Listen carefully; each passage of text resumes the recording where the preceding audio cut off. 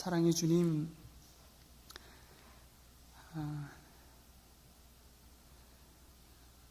내 안에 영원토록 함께 하시는 그 성령 하나님께서 또 나를 향해서 가지신 하나님의 마음과 생각과 나를 향하신 하나님의 계획을 약속의 말씀 가운데 또 바라보고 붙들기를 간절히 소망합니다.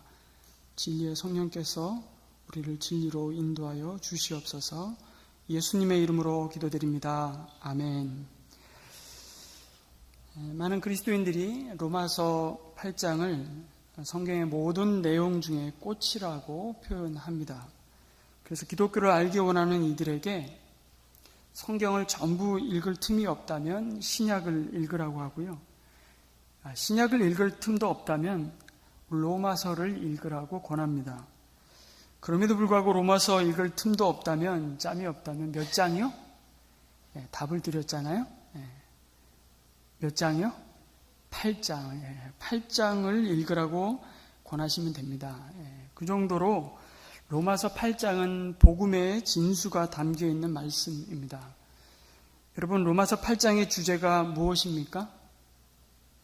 1장부터 지금 계속해서 묵상을 하고 이번 주까지 8장을 묵상했는데요.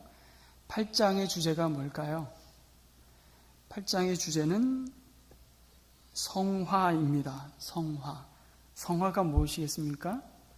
성화는 예수님을 믿고 구원받은 우리가 어떻게 이 땅에서 우리의 주인 되신 예수님의 형상을 닮아 거룩하게 변화되어질 수 있는지를 말하고 있습니다. 그것이 성화죠.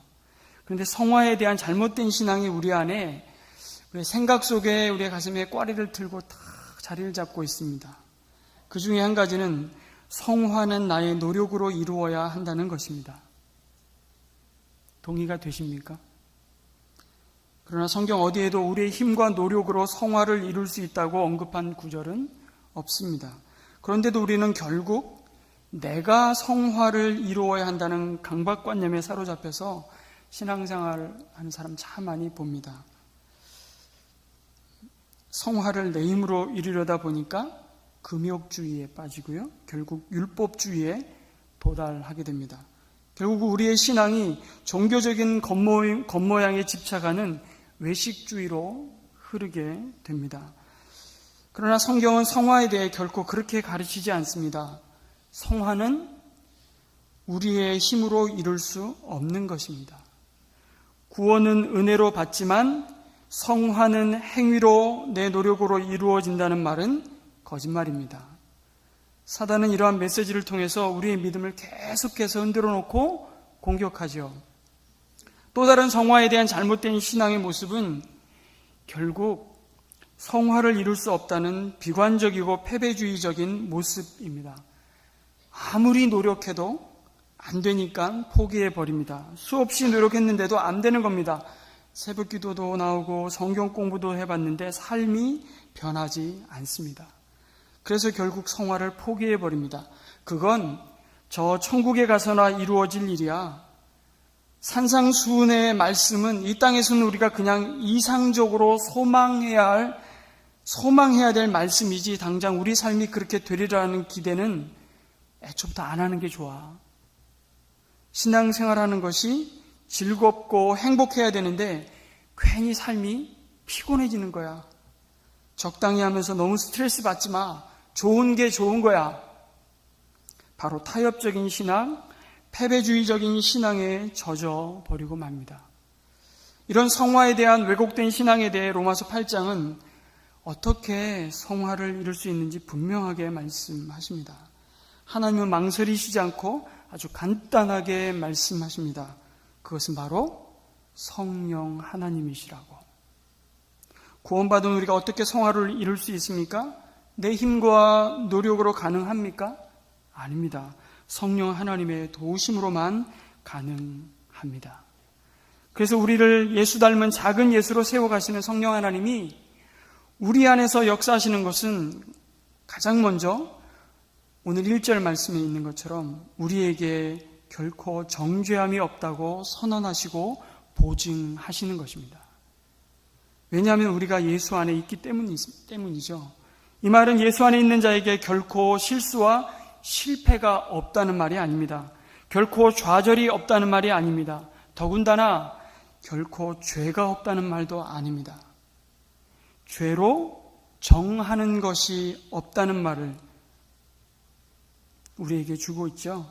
그것은 죄를 짓지 않는다는 말이 아닙니다. 오히려 누구든지 죄가 없다고 하면 거짓말쟁이가 된다고 성경은 경고합니다.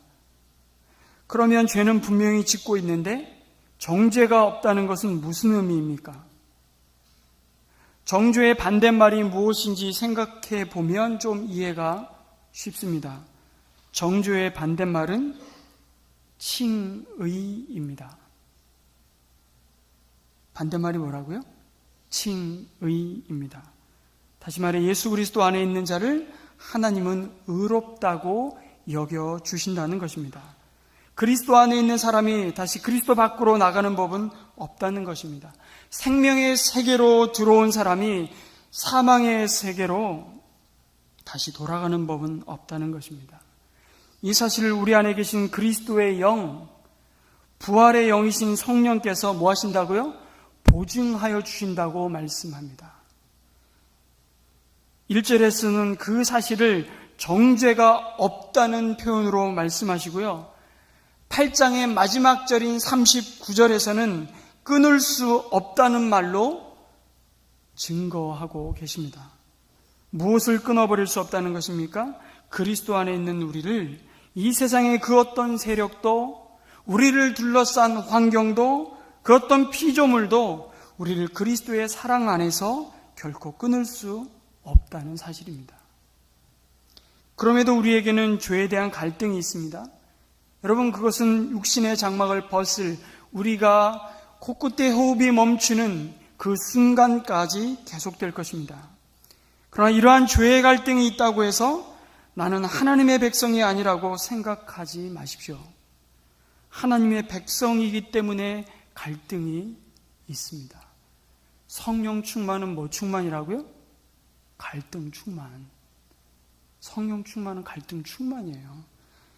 그 구원하심과 율법의 관계를 변증하는 내용이 로마서 6장과 7장에 바울 자신의 경험을 가지고 계속해서 아주 논리적으로 증거해 주고 있습니다.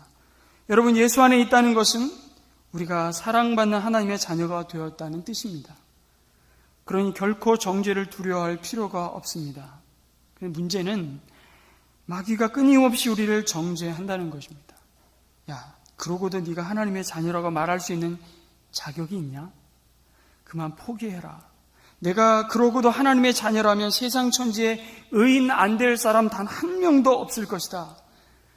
때로는 우리의 양심도 우리를 정죄합니다. 때때로 죄의 억눌림 속에서 고통을 받습니다. 그것이 정죄의식이죠. 그게 죄책감입니다. 긍정적인 역할도 하지만 이것은 대체로 사단이 끊임없이 우리를 공격하는 수단이에요. 죄책감. 우리는 모두 구원을 받았지만 이 땅에 사는 동안 타락한 본성에 매어 살 수밖에 없습니다. 그 결과 마음에는 하나님의 법을 따르고 싶은 소원이 있으나 그 원함과 상관없이 타락한 본성에 이끌려 종종 죄를 짓게 됩니다. 우리는 수없이 많은 모순된 행동과 이 감정의 소용돌이 속에 스스로를 감추고 가면을 쓰죠. 그리고 때로는 스스로 속이고 있습니다. 안 그런 척. 집에서의 모습과 밖에서의 모습이 완전히 다른 사람이 얼마나 많습니까? 그들은 집에서는 왕처럼 대접받으려 하지만 밖에서는 모든 사람을 헌신적으로 돕습니다. 집에서는 독재자의 폭군이며 폭언을 일삼지만 밖에서는 한없이 인자한 모습으로 끈기 있게 참고 타협하는 모습을 보입니다. 집에서는 입을 꼭 다물고 있어 다가가기조차 겁나지만 밖에서는 수다스럽다고 스스럼 없는 사람으로 변합니다. 생동감 넘치는 목회로 모두에게 존경받는 목사가 정작 부인과 단둘이서는 기도조차 할 수 없는 모순된 경건의 목회자가 얼마나 많은지 모릅니다. 우리 모두의 마음속에는 이 하나님을 향한 믿음과 의심과 그리고 하나님을 향한 사랑과 내 이웃을 향한 앙심이 뒤섞여 있습니다. 늘 가면을 쓰고 살죠. 이게 사람입니다. 펄슨 어디서 왔어요? 페르소나에서 왔습니다. 무대의 연극배우가 가면을 쓴 자신의 모습이 진짜인 것처럼 착각하며 또 스스로 속이며 우리는 계속해서 갈등의 상황 속에 살아가고 있습니다. 바로 그때 사탄은 우리 곁에 다가와 속삭이는 겁니다. 야, 네가 저지른 일을 봐. 내가 저지른 일로 내 자녀가 고통당하잖아. 너의 이중적이고 외식적인 모습 때문에 내 이웃이 얼마나 파괴되었는지 보라고. 내가 구원받았다고? 하나님의 자녀라고? 말도 안 되는 소리 하지 마라. 그 속삭임에 수많은 그리스도인이 무너져 내렸습니다. 그 속삭임을 좇으며 과거에 저지른 잘못으로 인해 계속해서 후회와 죄책감과 낙심이 우리 가운데 밀려옵니다. 그러나 우리가 붙잡아야 할 하나님의 약속이 무엇입니까? 33절 말씀에 이렇게 하고 있습니다. 누가 감히, 누가 능히 하나님께서 택하신 자들을 고발하리요. 의롭다 하신 이는 하나님이시니 누가 정죄하리요. 죽으실 뿐 아니라 다시 살아나신 이는 그리스도 예수시니 그는 하나님 우편에 계신 자요 우리를 위하여 간구하시는 자신이라. 우리를 우리 주 그리스도 예수 안에 있는 하나님의 사랑에서 끊을 수 없으리라는 결론을 맺고 있습니다. 이 단호한 선언을 내 안에 계신 성령 하나님께서 오늘도 그 약속의 말씀을 붙잡으라고 우리를 권면하고 있습니다. 물론 하나님께서는 우리가 회개하기를 바라십니다. 후회 아니고 고백하는 것으로 자백하는 것으로 끝나는 것 말고 돌아서는 회개하기를 원하십니다. 다시 죄 짓지 않기를 바라십니다. 그러나 정죄하지는 않으십니다. 정죄를 받는다는 것은 죄와 사망과 사단의 권세에 속박된 것을 의미하기 때문에 그 끝은 사망이요 지옥입니다. 그럼에도 우리 가운데 드리워져 있는 죄책감과 죄의 종로로 타는 모습은 마치 이런 것과 같습니다. 비유컨대 예전에 노예 시절 미국 노예 해방이 법적으로 선언되었음에도 다시 옛자리로 돌아갈 수밖에 없는 흑인 노예들의 실상과도 같은 모습, 그런 모습이 아닐까. 자유가 선포되었음에도 스스로 그 자유를 누릴 능력이 아직 없는 연약한 노예의 모습처럼 말입니다. 그럼에도 예수 안에 있는 자에게 결코 정죄함이 없는 이유는 2절 말씀은 이렇게 확인하여 주고 있습니다. 생명의 성령의 법이 죄와 사망의 법에서 우리를 해방하였기 때문이라고 말씀합니다. 성령은 생명의 영이십니다. 성령은 생명 자체이시면서 생명을 부으시는 분이십니다. 성령이 함께하는 곳마다 생명의 역사가 나타나는 것입니다.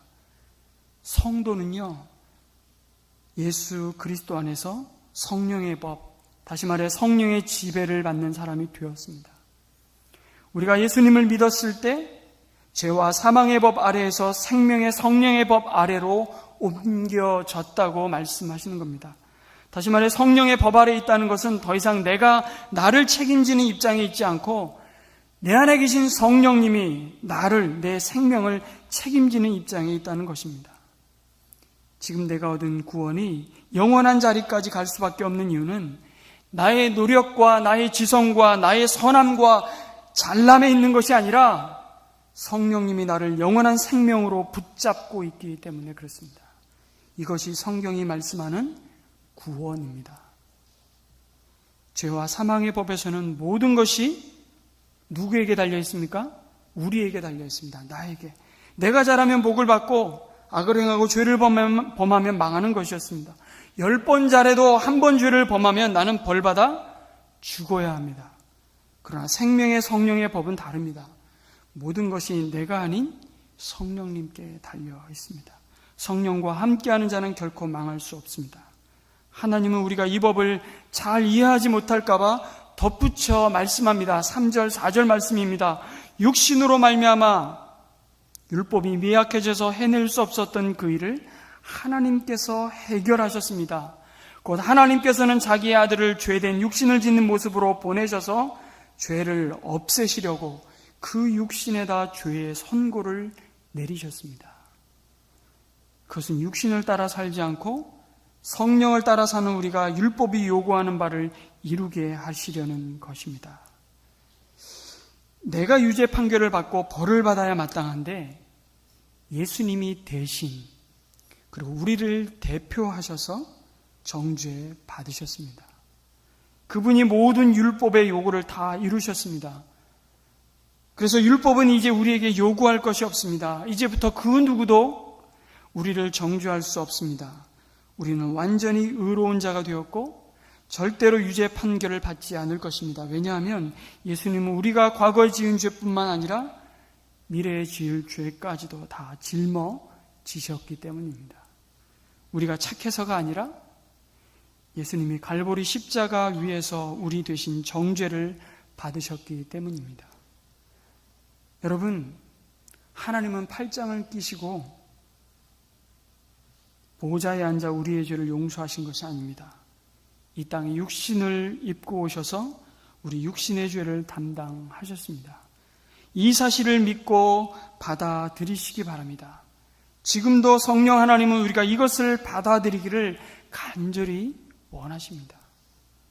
그렇다면 성령으로 말미암아 살게 되었고 더 이상 율법 아래 있지 아니하다는 말의 뜻이 이제 내 마음대로 살아도 괜찮다는 뜻입니까?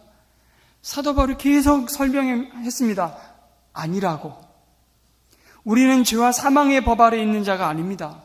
따라서 율법의 저주나 정죄를 두려워할 필요가 없지만 이제 우리를 지배하는 삶의 원리는, 삶의 방식은 성령의 인도라는 것입니다. 로마서 14장 17절에 놀라운 선포를 합니다.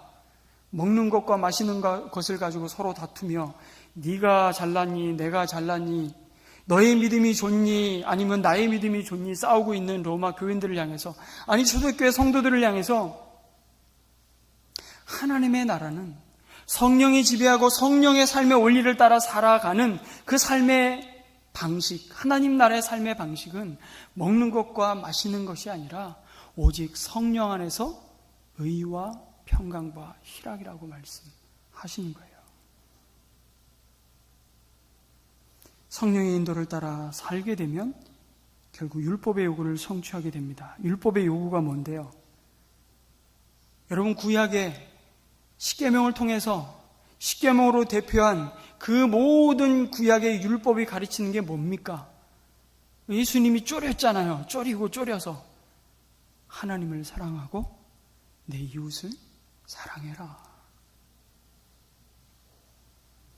그 율법의 요구를 하나님은 예수 그리스도의 십자가를 통해서 이루셨습니다. 다 이루셨다고, 남김없이 이루셨다고 말씀하십니다. 그리고 이제 예수 안에서 우리로 그 삶을 확인하고 누리도록 성령님이 함께 하셔서 내 삶을 인도하시고 도우신다고 약속하고 계십니다. 똑같은 삶의 방식과 목적을 향해서 살아가도 우리를 붙드시고 도우신다고. 이것이 성화의 삶입니다. 성화는 우리의 삶을 어디로 이끌어갑니까? 기억하십시오. 사랑입니다. 어디까지요? 원수를 사랑하는 삶의 자리까지입니다. 그 약속을 받은 자로 우리가 이 자리에 서 있음을 기억하라고 8장은 계속해서 선언하고 있습니다. 여러분, 옛날에 영국 왕실에 휘핑보이가 있었습니다. 휘핑보이가 뭐 하는 친구일까요? 좀 이렇게 감이 안 오세요? 휘핑보이야. 그럼 휘 하면 이렇게 채찍질 하다잖아요.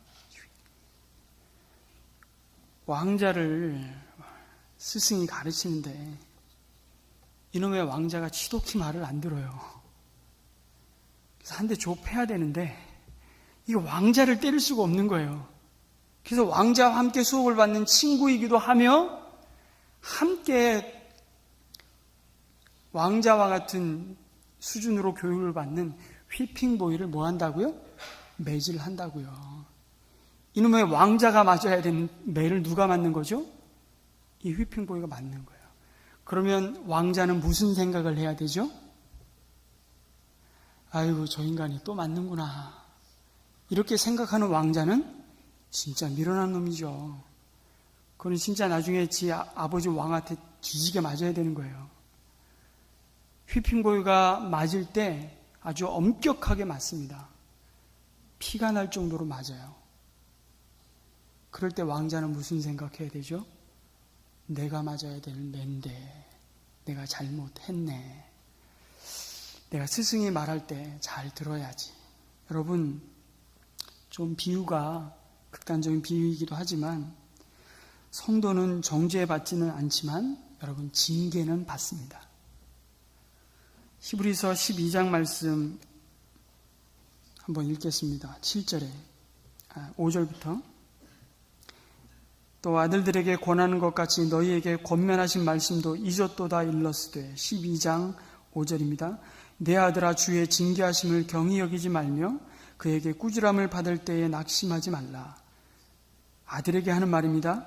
주께서 그 사랑하시는 자를 징계하시고 그가 받아들이시는 아들마다 채찍질 하심이라 하였으니 너희가 참음은 징계를 받기 위함이라. 하나님이 아들과 같이 너희를 대우하시나니 어찌 아버지가 징계하지 않는 아들이 있으리요. 징계는 다 받는 것이거늘 너희에게 없으면 사생자요 친아들이 아니니라.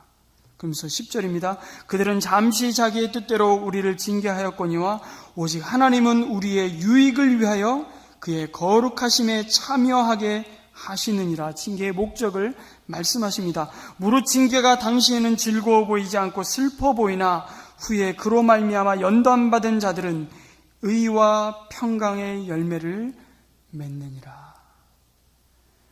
징계받음이 축복인 줄 믿으시기 바랍니다. 아프지만 그것이 우리가 하나님의 사랑받는 자임을 확인할 때도 있습니다. 우리의 거룩을 이루어가고 예수 그리스도를 닮아가는 존재로 우리가 치열하게 이 땅 가운데 죄와 싸울 때 우리가 먼저 붙들어야 될 것은 죄책감, 패배의식이 아니라 내가 그리스도 안에 있음을, 나의 자리를, 나의 신분의 영광스러움을 다시 확인하는 것입니다. 그래야 우리는 다시 일어서서 주님이 가신 그 길을 우리도 뒤따라가는 거예요. 그래서 주님이 받으신 영광을 얻기 위하여 우리도 주님과 같이 고난을 받는다라고 말씀하는 거예요. 8장에서. 고난이 장차받을 영광과 비교할 수 없다는 사실을 우리 안에 계시는 성령께서 우리를 날마다 약속의 말씀 가운데 확인시켜 주고 있습니다. 여러분, 그리스도 예수 안에서 생명의 성령의 법이 우리를 죄와 사망의 법에서 해방했다는 것은 영원히 변치 않는 우리 신앙의 현주소입니다. 그리고 신앙의 현주소에서 이제 우리는 육신을 따르지 말고 성령을 따라 살아야 한다는 거룩한 삶의 부르심을 요청받고 있는 것입니다. 그것이 성령을 따라 생각하고 몸의 행실을 죽이는 삶입니다. 여러분, 성령을 따라 생각하고 행하는 것이 뭔가요? 하나님의 거룩함을 닮아가는 것입니다. 하나님이 예수님의 빚값 주고 사신 자기 백성을 향해 가지신 목표가 바로 이것입니다. 그것이 바로 거룩함입니다. 우리를 향한 하나님의 관심은 우리의 거룩에 있습니다. 데살로니가 4장 3절에 하나님의 뜻은 이것이니 너희의 거룩함이라. 여러분에 대한 하나님의 관심은 여러분이 얼마나 전도를 많이 했느냐, 얼마나 봉사를 많이 했느냐, 얼마나 인격이 훌륭하냐, 얼마나 많은 헌금을 했느냐, 얼마나 수고했느냐, 여기에 있는 것이 아니고 우리의 거룩함에 있습니다. 하나님은 그의 자녀들이 행복하길 원하시죠. 그의 자녀들이 하나님이 주시는 참된 기쁨을 누리길 원하십니다. 그러나 그보다 더 중요한 하나님의 소원이 있습니다. 그것은 우리의 행복과 기쁨 이전에 자기 백성이 자신을 닮아 거룩하여 지는 것입니다. 왜요? 거룩해질 때 우리는 행복할 수 있기 때문에 그렇습니다. 십자가의 은혜로 값없이 우리를 의롭다 하신 것이 바로 거룩의 시작입니다. 그것이 끝이 아니에요. 그리고 성령 하나님은 날마다 그 신분에 합당한 우리를 부르신 부름에 어울리는 그 거룩한 삶으로, 그 삶으로 나아가도록 우리를 오늘도 우리 안에 함께 하셔서 우리를 도우시는 분으로 함께 계십니다. 그래서 보혜사 성령 하나님이십니다. 옆에서 우리를 덮는 자. 반대로 성령을 따라 생각하지 않고 육신의 생각을 따라 사는 자들이 있습니다. 여기서 육체라는 것은요, 죄에 의해서 지배받고 통제받고 인간의 본성을 따라 사는 것을 말합니다. 우리도 이전에는 다 육신의 생각을 따라 살던 자들이었습니다. 에베소서 2장 3절에 이렇게 말합니다. 전에는 그리스도를 만나기 전, 그리스도 밖에 있었을 때, 전에는 우리도 다 그 가운데서 우리 육체의 욕심을 따라 지내며 육체와 마음에 원하는 것을 하여 다른 이들과 같이 본질상 진노의 자녀였더니 그런 우리를 그리스도께서 속량하셨다고 말씀하고 있습니다. 한마디로 예수 그리스도와 아무 상관없이 살던 우리들을 그리스도께서 속량하셨다고. 어느 초등학생의 꿈이 뭐였냐면 수의사가 되는 것이었습니다. 그 아이에게 엄마가 이렇게 말했습니다. 엄마 생각에는 강아지나 고양이의 생명도 중요하지만 사람의 생명이 더 중요하지 않겠니? 그러니까 너 수의사 하지 말고 이왕이면 의사가 되어라, 의사. 아이가 좀 깊이 생각한 다음에 이렇게 엄마에게 대답했습니다. 그런데 엄마, 동물보다 못한 사람들도 많아. 이 조크를 잘 못 알아들으시죠. 본질상 진노의 자녀라는 의미는요, 동물보다 못한 인간들. 로마서 1장에서 여러분, 순리대로 쓰지 않는 동성애에 대해서 죄를 지적하지만 그 죄만 말하는 게 아니에요. 동성애자보다 더 악랄하고 더 악한 인간의 죄성을 그 이후에 여과 없이 얘기합니다. 누가 누구를 향해서 손가락질을 해요. 동성애법을 반대하는 건 우리가 마땅히 해야 될 바지만 그 하나님의 형상이 이끌어진 그 영혼을 우리가 정죄한다고요? 조심하셔야 됩니다. 우리가 먼저 회개할 자임을 기억하라고. 우리도 본질상 그리스도 밖에 있었을 때 그들과 전혀 다를 바 없는 본질상 진노의 자녀들이었다는 사실을 기억하라는 것입니다. 인간이 보기에는 저 사람이 좀 높아 보이고 내가 좀 낮고 조금 더 배우고 덜 배우고 조금 잘생겼고 덜 생긴 조금 우리 안에 다양한 줄 세우는 게 있잖아요. 다양한 삶이 있는 것 같지만 하나님께서 판단하실 때에는 이 세상에 딱 두 사람 중에 한 사람밖에 없어요. 두 종류의 인간밖에 없죠. 그가 그리스도의 영이신 성령을 모시고 그 성령을 따라 생각하고 말하고 행하는 자이든지 아니면 로마서 1장에 나타난 본질상 진노의 자녀인 동물보다 못한 육신의 생각을 따라 자기 자신이 주인이 되어 자신이 원하는 대로 사는 자이든지 둘 중 하나입니다. 그리스도 안에 있는 자 아니면 그리스도 밖에 있는 자밖에 없는 것입니다. 은혜 아래 있는 자인지 진노 아래 있는 자인지 둘 중에 하나입니다. 죄의 종로로 타는 자이든지 의의 종로로 타는 자이든지 말입니다. 여러분, 모든 인간은 두 가지 중 한 가지 종으로 삽니다. 죄의 종으로 살다가 사망에 이르든지 의의 종으로 순종하여 생명에 이르든지 두 가지 중 하나의 궁극적인 선택만 있을 뿐 중간지대는 없습니다. 예수님께서 두 주인을 섬길 수 없다고 하신 것이 바로 이런 뜻입니다. 사망이냐 생명이냐 이 갈림길이 구원의 현주소입니다. 그런데 저와 여러분은 구원을 받아도 되고 받지 않아도 되는 사람들이 아닙니다. 여러분이 죄의 종인가 아니면 의의 종인가를 판단하는 간단한 방법이 있습니다. 하나님의 종이 아니면 다 죄의 종입니다. 그런데 여러분, 육신의 생각을 따라 사는 자들의 특징이 뭔지 아십니까? 그들의 초점은 끊임없이 자기를 기쁘게 하는 자들입니다. 세상의 종교도 딱 두 개밖에 없어요. 하나님을 믿는 참 기독교, 그리스도를 믿는 기독교와 다 모든 나머지 종교들은 다 자기를 믿고 자기를 위해서 자기를 기쁘게 하기 위한 종교일 밖에 없어요. 딱 둘로 나눠집니다. 그래서 육신을 따라 사는 자는 하나님을 기쁘시게 할 수 없다고 바울이 오늘 말씀에서 단정적으로 선포하고 있는 거예요. 하나님 기쁘게 할 수 없다. 왜? 자기가 하나님이기 때문에. 이것이 하나님을 기쁘게 할 수 없는 이유입니다. 자기 숭배, 자기 만족, 자기 영광, 자아 실현, 자기 중심주의가 바로 육신의 생각입니다. 그 결과가 무엇이라고 말씀합니까? 사망이라는 겁니다. 참 이상하죠?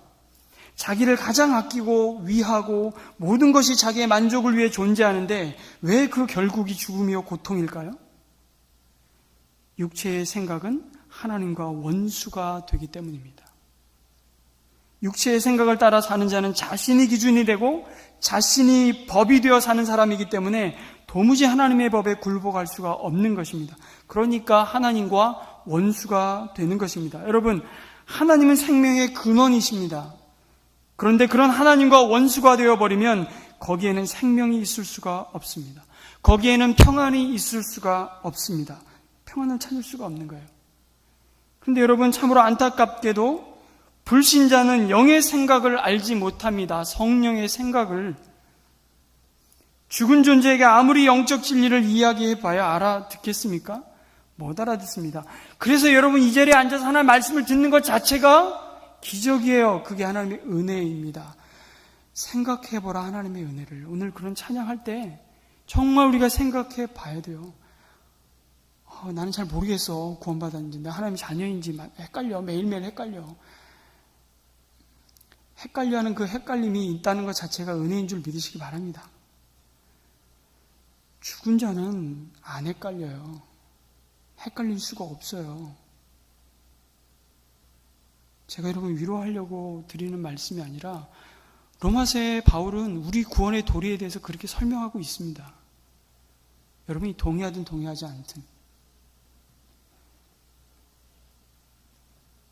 항상 그래서 우리는 기도하고요, 겸손히 이 영이 죽은 자들에게 복음을 증거해야 합니다.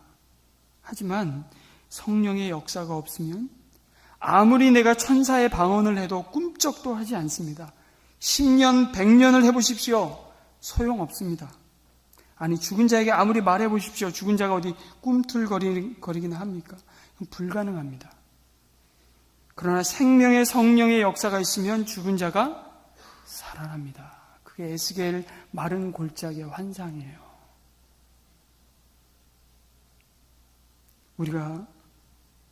우리의 존재가 바로 그렇다고 바울이 이야기합니다. 그래서 내가 전한 복음을 듣고 그 누군가가 반응하거든 꼭 기억하십시오. 그것은 내가 설명을 잘해서, 내가 잘나서가 아님을 절대 잊지 마시기 바랍니다. 하나님께 감사하시기 바랍니다. 그 일을 이루신 분은 내가 아니라 성령 하나님이시기 때문에 그렇습니다.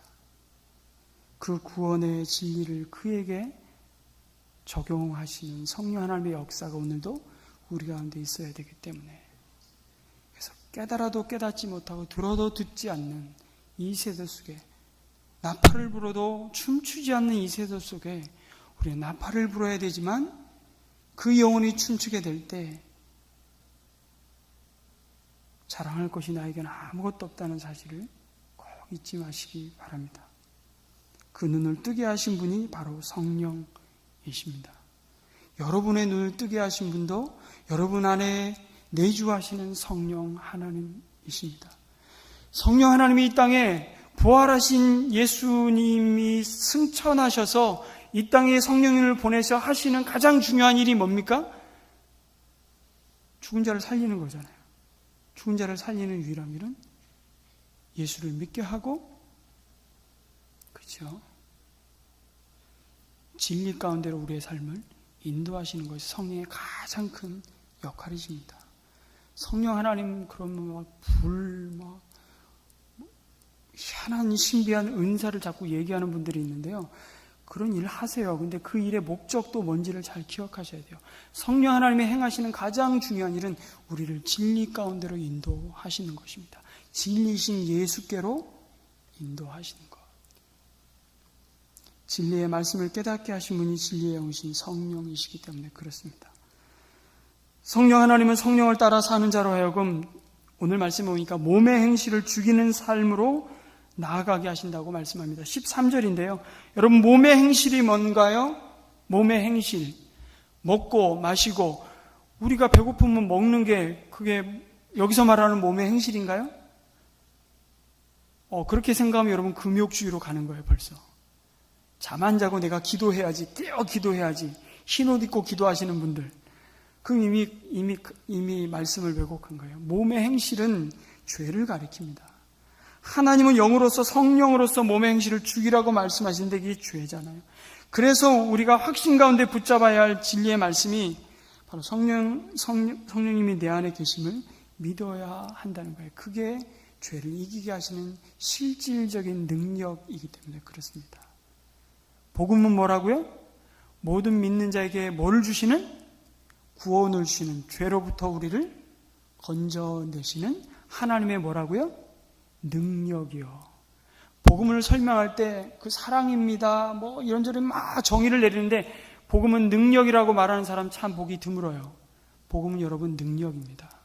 실질적인 여러분의 삶을 지탱하고 세워가는 능력임을 믿으시기 바랍니다. 성령 하나님이 우리 안에 이 복음의 능력을 따라 행하도록, 몸의 행실을 죽이도록 우리를 도우시고 우리를 붙드신다 약속하십니다. 우리가 의의 길로 행할 수 있도록 도우십니다. 성령님이 죄를 이기는 실제적인 능력이 되신다고 예수님은 부활의 영으로 우리와 지금 함께 하시면서 그 일을 하십니다. 그래서 성령을 예수의 영, 그리스도의 영이라 부르는 것이죠.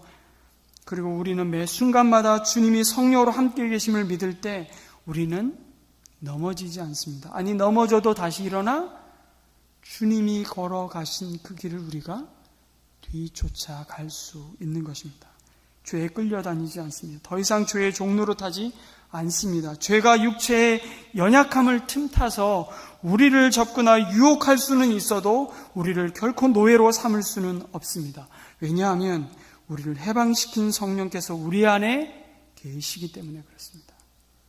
10절 말씀을 다시 보겠습니다.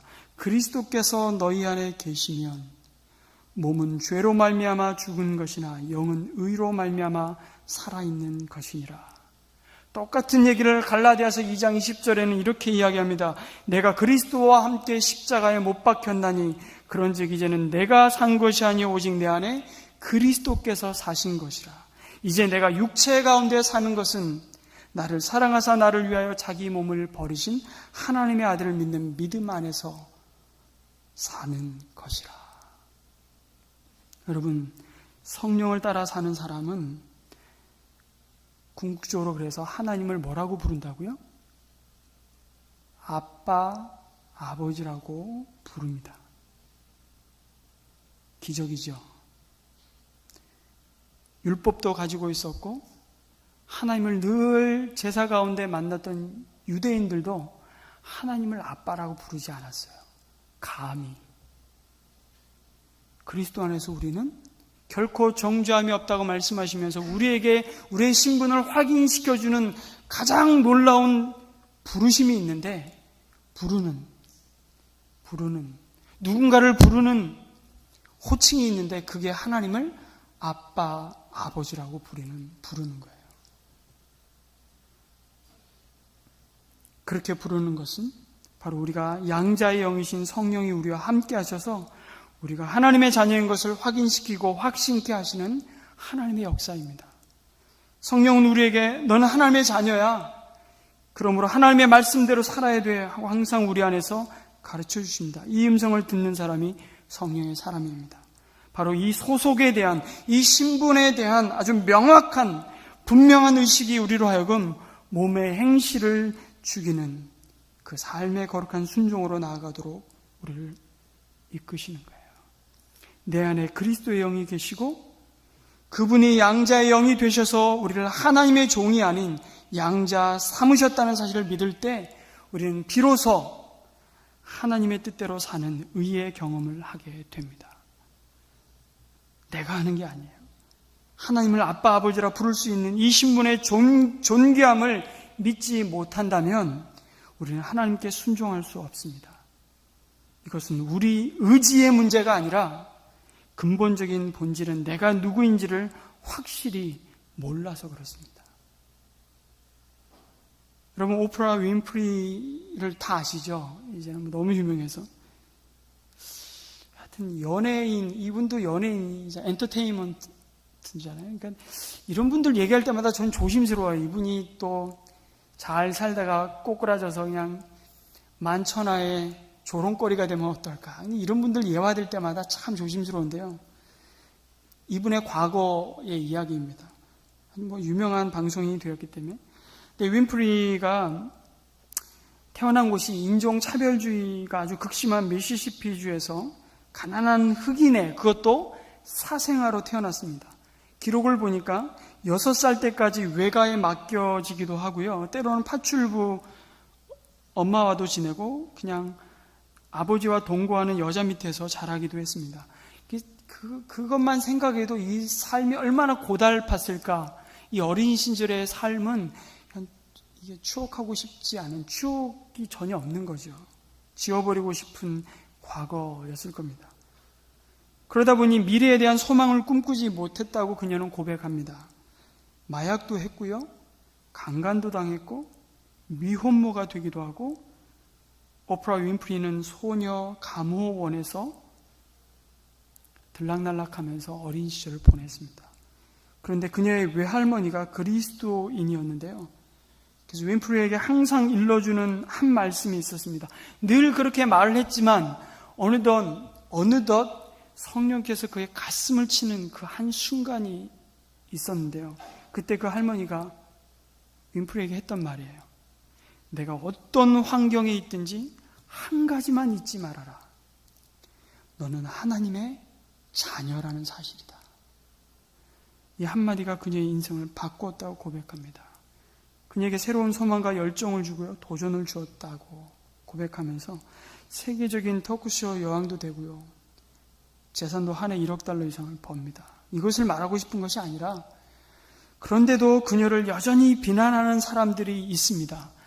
비난하는 사람들뿐만 아니라 어쩌면 그의 내면 속에서 계속해서 사단은 그를 정죄하고 있는지도 모르겠어요. 과거를 들추는 사람도 있습니다. 그때마다 그녀는 이렇게 말한답니다. 그래서 어쨌다는 말이야. 그겐 안 돼. 나는 하나님의 자녀인데, 하나님은 나의 아빠이신데, 그래서 어쩌라고. 오프라 윈프리는 자기의 정말 기억하고 싶지 않은 과거의 사연으로 자기의 남은 미래를 이해하지도 않았고, 그 사연으로 자기의 주어진 삶을 이야기하지도 않았습니다. 이미 창세 전에 그를 택정하시고 그를 예수 그리스도 안에서 불러내시고 세상에 단 하나밖에 없는 존귀한 자로, 포이에마, 하나님의 작품으로 빚어가시는 하나님의 손길 안에서 그가 고백할 수 있었던 유일한 부름, 하늘에 계신 우리 아버지, 당신은 나의 아빠이십니다. 정말 우리가 믿음으로 하나님을 아빠, 아버지라 부르게 되었다는 이 진리 하나만 바로 붙잡고 알아도 내가 속한 세계가 달라집니다. 하나님 아버지, 이것이 우리에게 있는 가장 귀한 부름입니다. 그래서 주님이 기도를 그의 제자들에게 가르치면서, 너무나도 기도가 익숙한 유대인들이었잖아요. 그럼에도 불구하고 그들에게 기도를 가르칠 때 첫 마디가 뭡니까? 아버지라고 부르라는 거예요. 우리는 번역을 하늘에 계신 우리 아버지라고 번역하지만 헬라어에는 아버지 파테르가 먼저 나옵니다. 아버지. 그 부르면 끝나는 거예요, 사실은. 6가지 청원이 나오지만 우리에게 필요한 것들을 하나님 구하라고 하시지만 아버지 부르는 순간 구하기도 전에 너의 있어야 할 것을 다 하시는 아버지께서 은밀한 중에 구하시는 너의 기도를 들으시겠다 약속하시고 계십니다. 아버지. 성도 여러분, 바로 오늘 우리 안에 성령님은 우리와 함께 계십니다. 그리고 우리의 죽을 몸을 살리시는 분으로 오늘도 일하고 계십니다. 어떻게요? 예수 그리스도 안에 더 이상 우리를 정죄하지 않으시고 우리로 하여금 성령의 생각을 따라 생각하게 하시고 우리가 몸의 행실을 죽이며 주님의 거룩하심을 날마다 닮아가도록 우리의 삶을 한 걸음 한 걸음 인도하십니다. 그리고 실제적으로 도우십니다. 성령께서 우리 속사람을 강건케 하시고 하나님을 아빠, 아버지라 부르며 이 세상에서 내가 하늘의 시민권자로 당당히 살아가도록 우리의 믿음을 세워가시는 분으로 성령 하나님 우리와 함께 계십니다. 우리를 떠나지 않으세요. 이 약속을 받은 자임을 믿고 나아가는 그 길에 오늘 말씀하시죠. 하나님은 평강과 생명을 약속하셨습니다. 성령의 생각은 생명과 평안이니라. 이 열매를 사모하며 우리 하나님 앞에 찬송하며 나아갔으면 좋겠습니다.